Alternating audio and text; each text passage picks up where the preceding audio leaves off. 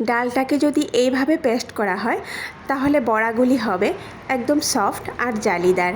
দেখুন কতটা সুন্দর হয়েছে বড়াগুলো। রাধে কৃষ্ণ বন্ধুরা, আমি টুলটুল, আর এই টুলটুলের রান্নাঘরে আপনাদের সবাইকে স্বাগত। আজকে আমাদের রেসিপি হলো দই বড়া। আর এই রেসিপিটা তৈরি করতে যে কতটা সহজ, চলুন এই ভিডিওতে দেখে নেওয়া যাক। তো বন্ধুরা, দই বড়া তৈরি করার জন্য এখানে আমি 4 কাপ মেপে 2 কাপ পরিমাণ অড়হর ডাল বা বিউলির ডাল আগের দিন রাতে ডালটাকে ভালো করে ধুয়ে ভিজিয়ে রেখেছিলাম। 10 ঘন্টার মতো ডালটা আমার ভেজানো ছিল। পরের দিন সকালে এই দেখুন ডালটা কিন্তু খুব ভালো করে ভিজে গেছে। ডালটা যখন ভালো করে ভিজে যাবে তখন দেখবেন ডালের 2 পার্ট আপনি আপ আলাদা হয়ে গেছে। এবার অল্প পরিমাণ ডাল আমি এই মিক্সি জারের মধ্যে নিয়ে নেব। একসঙ্গে খুব বেশি ডাল আমি মিক্সি জারের মধ্যে দিয়ে দেব না, তাহলে কিন্তু ভালো পেস্ট হবে না। 2 থেকে 3 মুঠো ডাল আমি এই মিক্সি জারের মধ্যে দেব। কোনো রকম জল কিন্তু এখন আমি দেব না। এবার মিক্সি জারের ঢাকনা লাগিয়ে সামান্য পেস্ট করে নেব।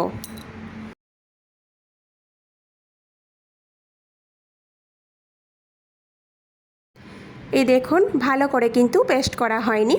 এবার যে বাকি ডালটা থাকবে সেই ডালটাও এই মিক্সি জারের মধ্যে দিয়ে খুব সামান্য পরিমাণ জল দেব। জল দিয়ে আবারও একটু পেস্ট করে নেব।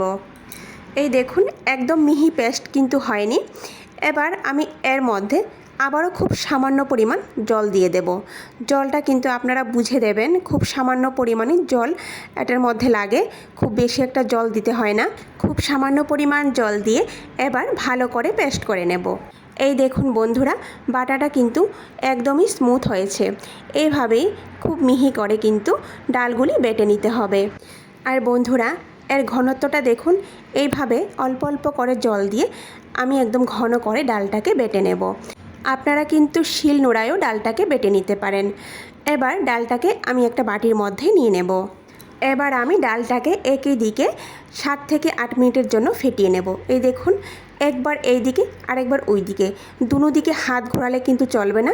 একই দিকে ডালটাকে 7 থেকে 8 মিনিটের জন্য এইভাবে ভালো করে ফেটিয়ে নেব। একই ডাইরেকশানে যখন ডালটাকে 7 থেকে 8 মিনিট ধরে এইভাবে ভালো করে ফেটানো হবে, তখনই দেখবেন ডালটা একটা ফুমের মতো তৈরি হয়েছে। এবার একটা বাটিতে কিছু পরিমাণ জল দিয়ে ব্যাটারের কিছু অংশ এই জলের মধ্যে ছেড়ে দেবেন। ব্যাটার যদি ভেসে ওঠে তাহলেই বুঝতে হবে যে আমাদের ডালটা ভালো করে ফেটানো হয়েছে। এবার আমি এই ব্যাটারের মধ্যে সামান্য পরিমাণ লবণ আর এখানে খুব সামান্য পরিমাণ গোটা জিরা আর মৌরি দিয়ে দেব। খুব সামান্য পরিমাণ দিতে হবে। আর এখানে খুব সামান্য পরিমাণ আদা আমি গ্রেট করে নিয়েছি, সেটা দিয়ে দেব। এবার সবগুলো উপকরণ হাত দিয়ে ভালো করে মিশিয়ে নেব। ব্যাটার ভালো করে মেশানো হয়ে গেছে। এবার আমি হাতটাকে ভালো করে ধুয়ে নেব। বড়াগুলি তেলে দেওয়ার সময় হাতটাকে একটু ভিজিয়ে নিতে হয়, তবেই বড়াগুলি তেলে দিতে সুবিধে হয়। আর হাত বারবার ভিজাতে হয় না, একবার ভিজিয়ে নিলেই হয়। আর বড়াগুলি যখন আমি তেলে দেব, তেলের টেম্পারেচার কিন্তু একদম লো থাকবে। তেলটাকে সামান্য পরিমাণ গরম করে চুলার আঁচ একদম লোতে রাখবো। তারপর এক এক করে বড়াগুলো তেলের মধ্যে দিয়ে দেব। তেলের মধ্যে যখন বড়াগুলি দেওয়া হয়ে যাবে তখন চুলার আঁচ লো থেকে খুব সামান্য একটু বাড়িয়ে দেব। বন্ধুরা, আপনারা নিশ্চয়ই দেখে বুঝতে পারছেন যে তেলটা কতটুকু গরম হয়েছে। বড়াগুলি তেলে দেওয়ার কিছুক্ষণ পর খুব সাবধানে খুব হালকা হাতে এইভাবে উল্টে দেব। এইভাবে 6 থেকে 7 মিনিট লাগে বড়াগুলি হতে। আর বন্ধুরা, বড়াগুলি ভাজার সময় কিন্তু চুলার আঁচ একদমই বাড়িয়ে দেওয়া যাবে না। চুলার আঁচ লো থেকে একটু বাড়িয়ে দেবেন। এই দেখুন যখন বড়াগুলি ভাজতে ভাজতে এভাবে একটু কালারটা চেঞ্জ হয়ে যাবে, মানে একটু হলদে কালার চলে আসবে, তখনই আমি তেল থেকে বড়াগুলিকে একটি পাত্রের মধ্যে নামিয়ে নেব। দেখুন বড়াগুলি এখানে আমার ভাজা হয়ে গেছে। সবগুলি বড়া একইভাবে আমি ভেজে নেব। এবার বড়াগুলিকে একটা সাইডে রেখে দেব। দই বড়াতে দেওয়ার জন্য এখানে একটা মশলা তৈরি করে নেব। তার জন্য আমি চুলায় একটা প্যান বসিয়ে প্যানটাকে ভালো করে গরম করে নিয়েছি। এর মধ্যে আমি 2 চামচ পরিমাণ গোটা ধনে, 1.5 চামচ পরিমাণ গোটা জিরা আর 1.5 চামচ পরিমাণ গোটা মৌরি, 1 চামচ পরিমাণ গোলমরিচ নিয়ে নেব। এবার এই মশলার মধ্যে খুব সামান্য পরিমাণ লবণ দিয়ে দেব। মাঝারি আঁচে অনবরত নাড়াচাড়া করতে থাকব। মশলা ভাজা হয়েছে কিনা কি করে বুঝবেন? মশলা থেকে সুন্দর একটা গন্ধ বেরোবে আর পটপট একটা শব্দ করবে। ঠিক তখনই চুলার আঁচ বন্ধ করে দিয়ে মশলাগুলিকে একটু ঠান্ডা করে নেব। তারপর মিক্সি জারে দিয়ে ভালো করে গুঁড়ো করে নেব। এই মশলাগুলো কিন্তু একটা কাঁচের জারে ভালো করে মুখ বন্ধ করে অনেক দিন ঘরে রেখে খেতে পারবেন। এবার আমি দই বড়ার জন্য একটা গ্রিন চাটনি তৈরি করে নেব। তার জন্য 1 মুঠো পরিমাণ ধনে পাতার অর্ধেক পুদিনা পাতা, 5 থেকে 6টি কাঁচামরিচ আর সামান্য পরিমাণ আদা নিয়ে নিয়েছি, আর খুব সামান্য পরিমাণ লবণ নিয়ে নিয়েছি। এবার সবগুলি উপকরণ এই মিক্সি জারের মধ্যে নিয়ে নেব। বন্ধুরা, কাঁচামরিচের পরিমাণটা কিন্তু এখানে আপনারা কমিয়ে দিতে পারেন। এইভাবে কাঁচামরিচগুলো 2 ভাগ করে নেব। এবার মিক্সি জারের মধ্যে লবণ দিয়ে দেব, 4 থেকে 5 টুকরো বরফ দিয়ে দেব। বরফ দিয়ে ভালো করে পেস্ট করে নেব। বরফ দেওয়ার কারণ হলো ধনেপাতা পেস্ট করার পর কালার চেঞ্জ হবে না বা কালো হয়ে যাবে না। ধনেপাতার যে সবুজ কালারটা, সেই সবুজ কালারটাই থাকবে। এবার চাটনিটাকে একটা সাইডে রেখে দেব। অন্যদিকে আমি একটা বাটি নিয়ে নিয়েছি, এর মধ্যে 750 ml ঠান্ডা জল নিয়ে নিয়েছি। এবার 1 চামচ পরিমাণ লবণ দিয়ে দেব, 1 চামচ পরিমাণ চিনি দিয়ে দেব, আর 1 মুঠো পরিমাণ ধনেপাতা কুচি দিয়ে দেব। এবার জলটাকে আমি গরম করে নেব। বেশি গরমও করব না, আবার হালকা গরমও হবে না, মিডিয়াম গরম থাকবে। যেহেতু আমার বড়াগুলি একদম ঠান্ডা হয়ে গেছে, তাই আমি জলটাকে একটু গরম করে নেব। আর বড়াগুলি যদি গরম থাকে তাহলে কিন্তু জলটা ঠান্ডা হবে। এবার 10 মিনিটের মতো আমি বড়াগুলিকে জলের মধ্যে রেখে দেব। অন্যদিকে আমি এখানে দইটা ফেটিয়ে নেব। তার জন্য এখানে আমি 250 গ্রাম টক দই নিয়ে নেব।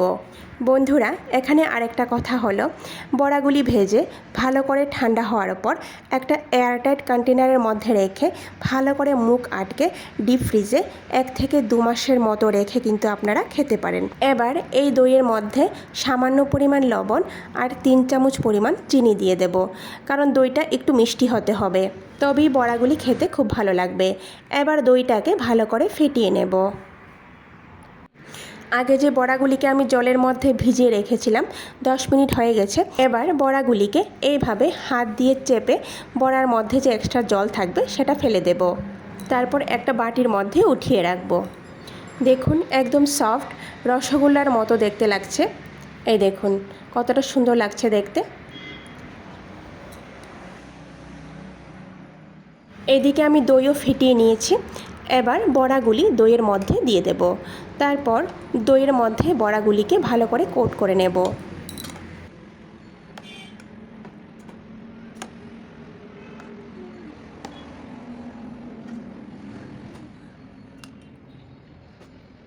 এইভাবে ভালো করে কোট করে 10 মিনিটের জন্য রেখে দেব। 10 মিনিট পর পরিবেশন করে নেব। এবার দই থেকে বড়াগুলি উঠিয়ে এই প্লেটের মধ্যে সাজিয়ে নেব। সবার প্রথম গ্রিন চাটনি এই বড়ার উপর সাজিয়ে দেব।